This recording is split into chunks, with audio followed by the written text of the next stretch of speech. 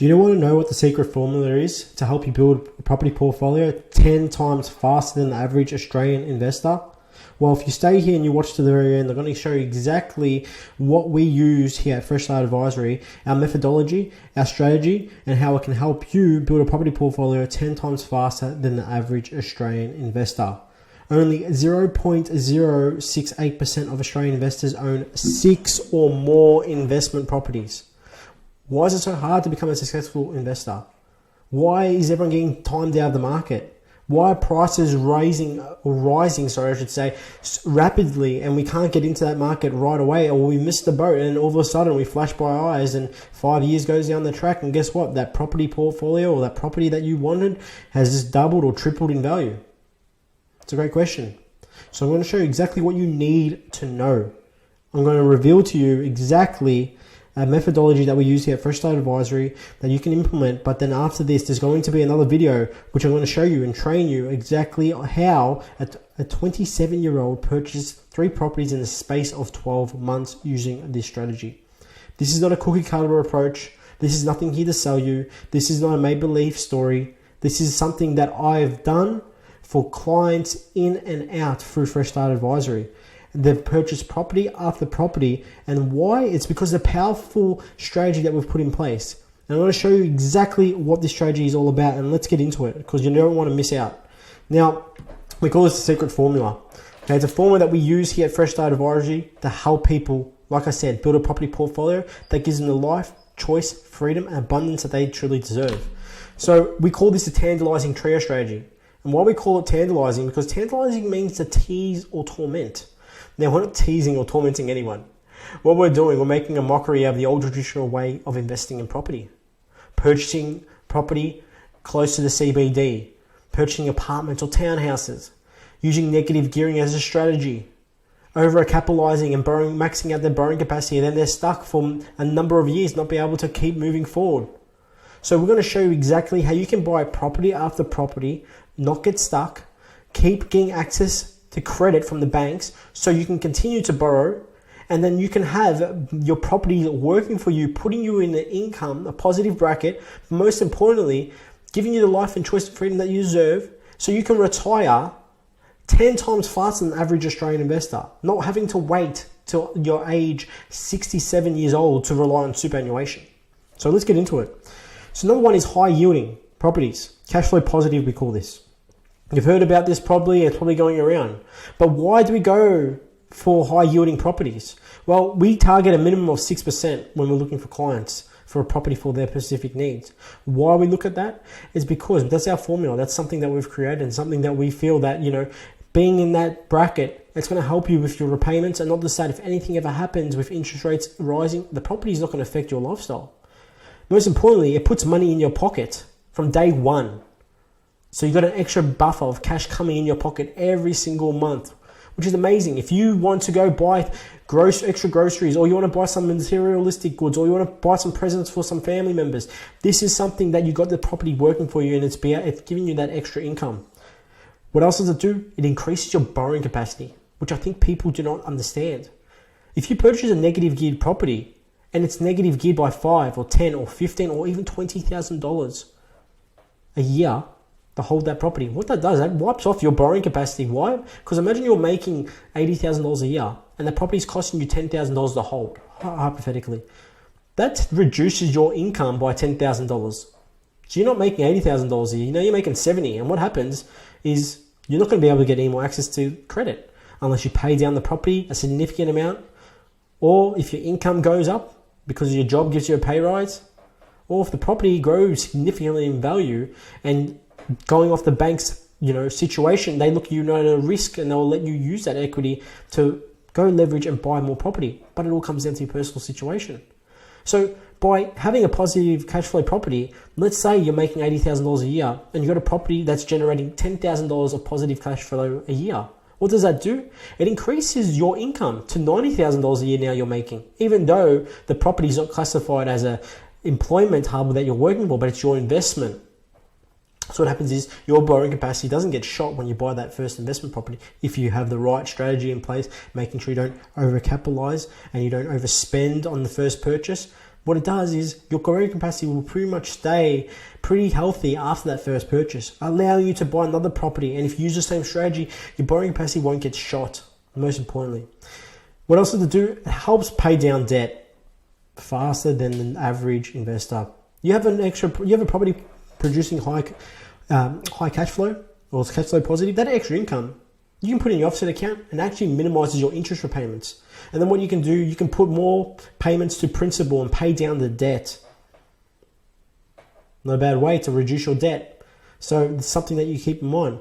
Gives you that extra income, like I said, so you can use that on your materialistic goods. Your money is working for you. That's the most important thing, I think, when it comes to positive gearing. People use negative gearing, but your money's not working for you. You're actually having to pay for the investment.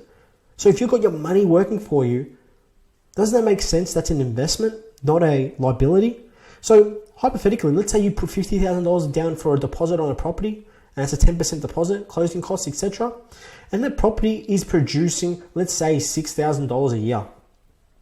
Going off that, that's probably a 10% return on investment, as in cash on cash return. So you're generating $6,000 a year, and you've put down $50,000 for the property. That's about 10% your money is working for you. So imagine you put $10,000 in a term, $50,000 in a term deposit. Just look at it like this. You put $50,000 in a term deposit. Are you going to be able to get 10% interest on that money? Highly doubt it.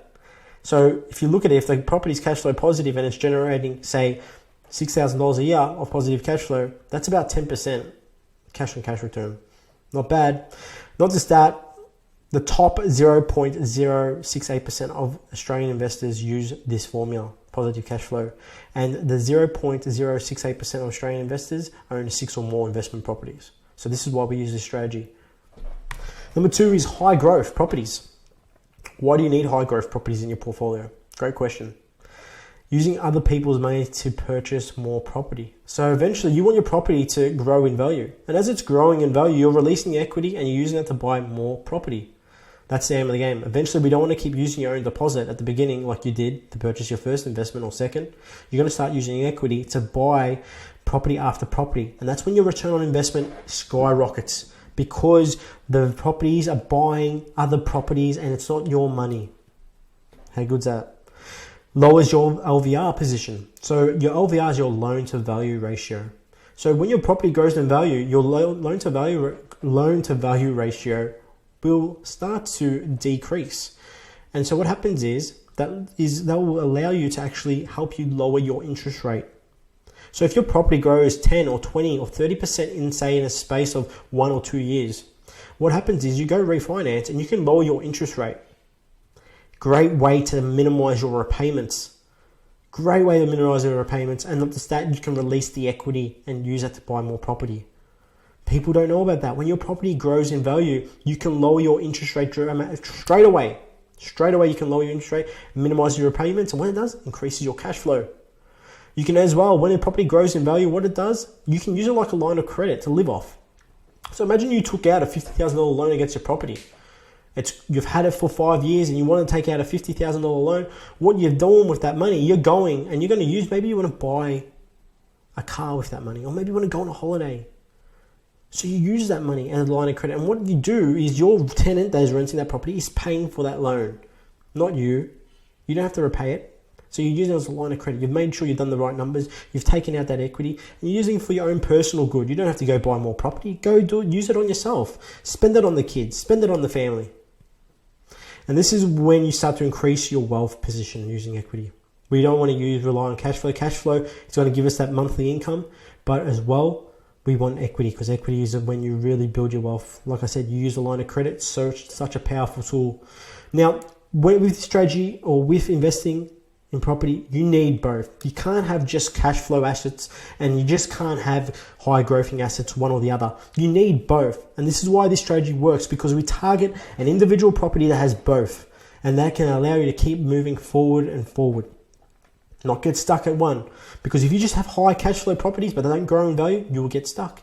If you just have high growth properties but don't have any cash flow, you will get stuck because you won't be able to borrow anymore as well. So it's like a pendulum. You need to have both. Very, very important. Lastly, Value add potential. I call this forced appreciation. What do you need to add value to your properties? Super important. Increases your portfolio equity position. So if you add value to it, your equity in the property is going to rise. What does that mean? You release the equity much faster than having to wait for natural appreciation. So for instance, let's say you do a cosmetic renovation. You put $10,000 or $20,000 into the property. It grows, let's say $80,000 overnight after you've done the renovation. Straight away, you can release the equity to go buy more property with. Instead of having to wait for natural appreciation, so the normal tendency of inflation, so the property is just growing in value because of normal inflation, instead of waiting for it to grow, if you add value to it right away, you've already shortcut that time frame and you'll be able to release the equity in 1 month, 2 months, 3 months, depending on how quick you do that renovation or the size of that renovation.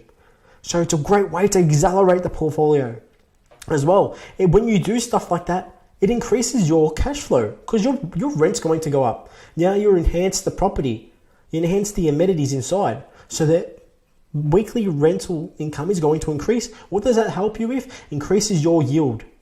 Increases your yield. Notice that helps pay down debt faster, helps put more money in your pocket. Future planning. Now, we look at properties. We don't just look at properties, say, okay, we're just going to buy this property. It's on a small little block. It's something that, just going to buy and hold and look at it from a passive approach.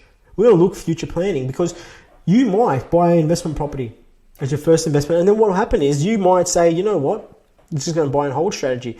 But 5 years, 10 years goes down the track, you're building a property portfolio. You're being more sophisticated. You're learning more. You're becoming more of an active investor, I call this.